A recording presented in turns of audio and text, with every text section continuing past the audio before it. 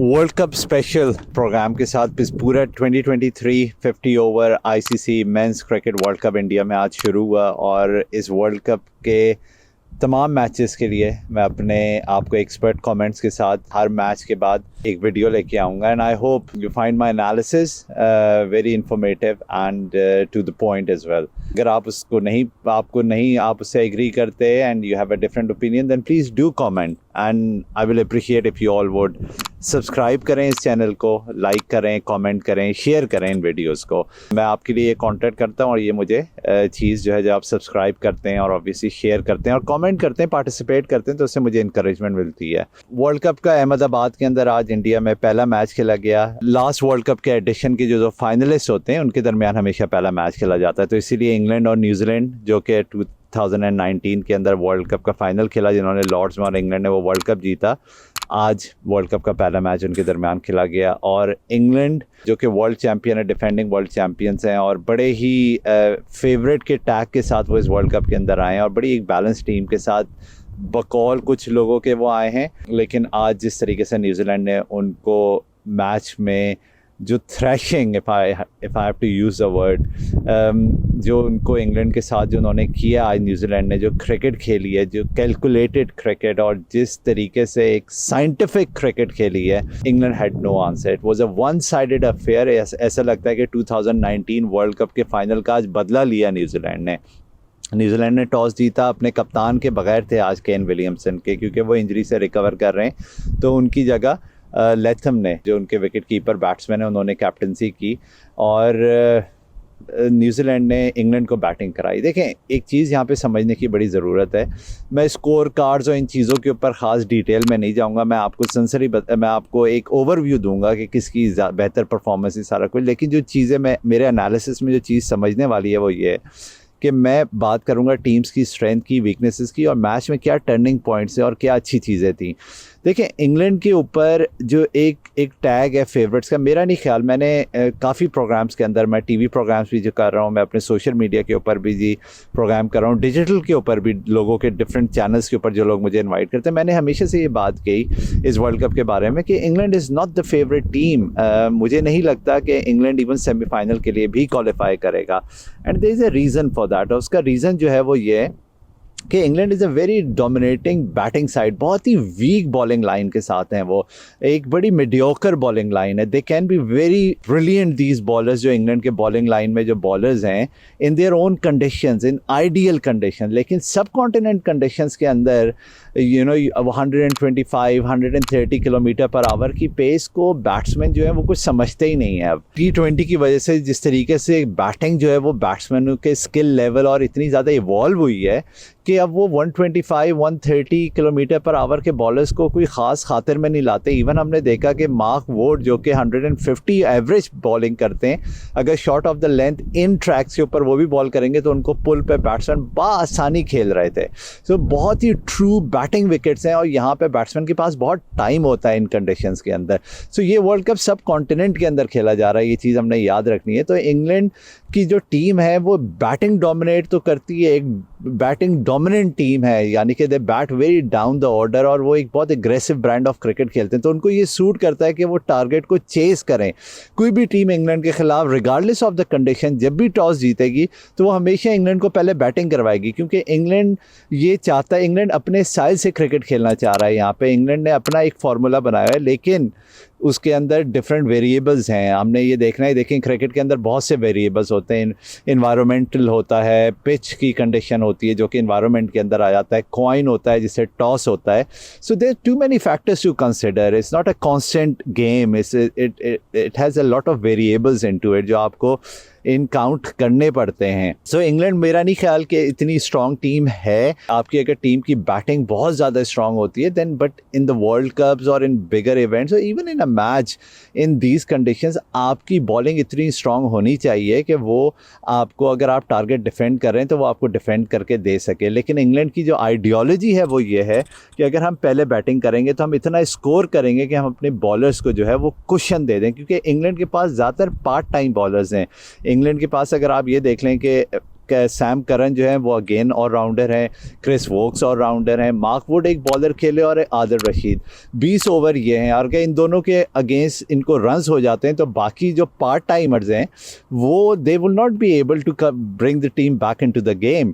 Moin Ali we know is a batting allrounder, at the same time Livingstone is a batting allrounder, and then Chris Woakes is a bowling allrounder, and so is Sam Curran. लेकिन वो इतने quick नहीं है कि वो एक impact, एक effect डाल सके। मैंने बात पहले भी कही है कि स्पीड किल्स, और ख़ास तौर पे वाइड बॉल क्रिकेट के अंदर पेस जो होता है that can have a very very positive impact. It can be very very deceptive for the batting line. So ये इंग्लैंड इस पर लैक करता है। गस एटकिंसन जो हैं ही इज़ अ क्विक बॉलर, उनको मैच नहीं खिलाया गया। जोफ्रा आर्चर अनफिट हैं, ट्रैवलिंग रिजर्व हैं, वो नहीं खेल सकते। बेन स्टोक्स आज मैच नहीं खेले, लेकिन फिर भी England had a very strong batting line. लेकिन यहाँ पे न्यूजीलैंड की कैप्टनसी, लैथम की तारीफ़ करनी पड़ेगी, क्योंकि अगेन उन्होंने जो 3 अपने पार्ट टाइमर्स को, जिमी नीशम को, रविंद्र को, और एट द सेम टाइम उन्होंने फिलिप्स को जिस तरीके से उनसे 30 ओवर करवाए, और वहाँ पे उन्होंने 20 ओवर करवाए इन 3 फास्ट बॉलर्स, इन 3 बॉलर्स से। न्यूजीलैंड 3 फ्रंट लाइन बॉलर्स के साथ खेल रहा था, और मैट हेनरी थे, bold, and then at the same time Santner, I think one of the finest left arm spinner in the world in international cricket right now. He's so clever.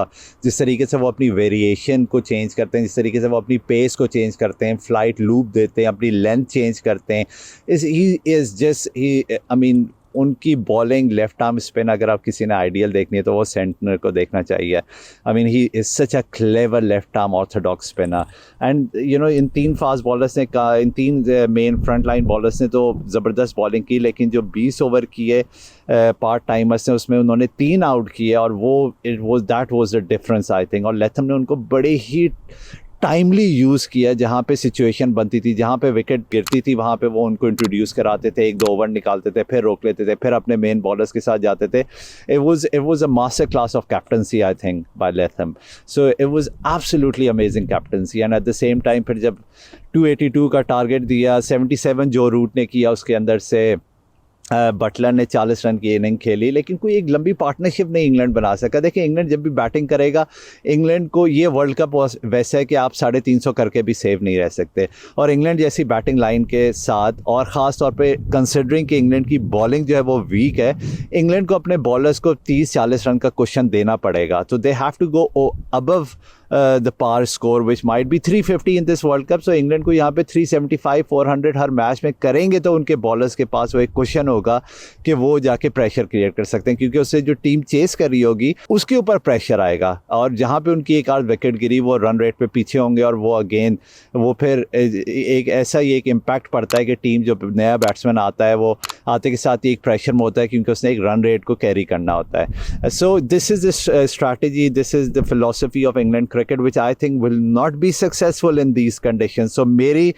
Books में England is not even the 4 semi-finalists जो यहाँ पे qualify करेंगे। New Zealand ने जिस तरीके से chess किया, I mean it was a master class of batting. I mean we know Conway कि वो किस तरीके से कितने ज़बरदस्त लेफ्ट हैंड बैट्समैन है, और फिर जो यंग बैट्समैन है उनके Rachin Ravindra, I mean he was just absolutely brilliant. उन्होंने पाकिस्तान के अगेंस्ट भी 100 किया था एक प्रैक्टिस मैच के अंदर वर्ल्ड कप से पहले, और फिर आज उन्होंने पहले ही मैच में वर्ल्ड कप के 100 किया, और 120 यार्ड की उन्होंने इनिंग्स खेली।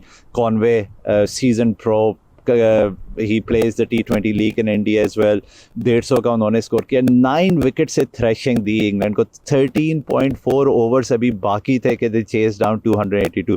That's a very strong message being sent out to all the team. मेरे ख्याल में सारी टीम्स यहाँ पे वेरी हो गई होंगी about the strength, the strategy, the captaincy, the leadership of New Zealand, and their batting and their bowling and their fielding. They have always been traditionally exceptional feeders, New Zealanders and Australians have been. So you know, the England again have a lot to think about. They need to go back onto the drawing board, और वहाँ पे उन्होंने अपना एक right combination बनाना होगा, उनको अपनी bowling को बैलेंस करना होगा। गस एटकिंसन और मार्क वुड का बहुत लंबा रोल होगा इस पूरे वर्ल्ड कप के अंदर if England need to have any chance.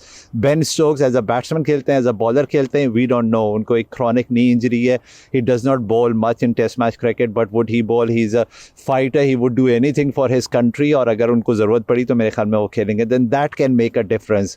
But England ideally would like to chase always. लेकिन जो भी टीम इस वर्ल्ड कप में इंग्लैंड के अगेंस्ट खेलेगी, टॉस जीतेगी तो वो इंग्लैंड को पहले बैटिंग कराएगी, उनको रिस्ट्रिक्ट करने की कोशिश करेगी, जबकि England eight the same time जो पार स्कोर होगा 350 जो कुछ भी है उससे 25, 30, 40 रन ज़्यादा करने की कोशिश करेगी. आई वोंट बी सरप्राइज कि अगर हम इस वर्ल्ड कप के अंदर पहली दफ़ा 500 स्कोर होते देखें वनडे क्रिकेट के अंदर, क्योंकि this cricket has just evolved.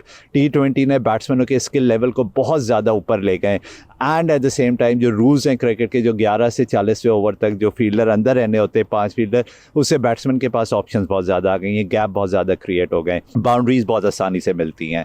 So this world cup will be a very exciting world cup. Tomorrow Pakistan play against Netherland. I think it be a walk in the park for Pakistan. यहाँ पे पाकिस्तान मेरे ख्याल में बाबर आजम को he should focus and he should look into the captaincy of Latham. At the same time Ben Stokes भी India में, उनको चाहिए कि वो उनसे भी बात करें, उनसे कैप्टनसी के ऊपर कुछ डिस्कशन करें. Is good.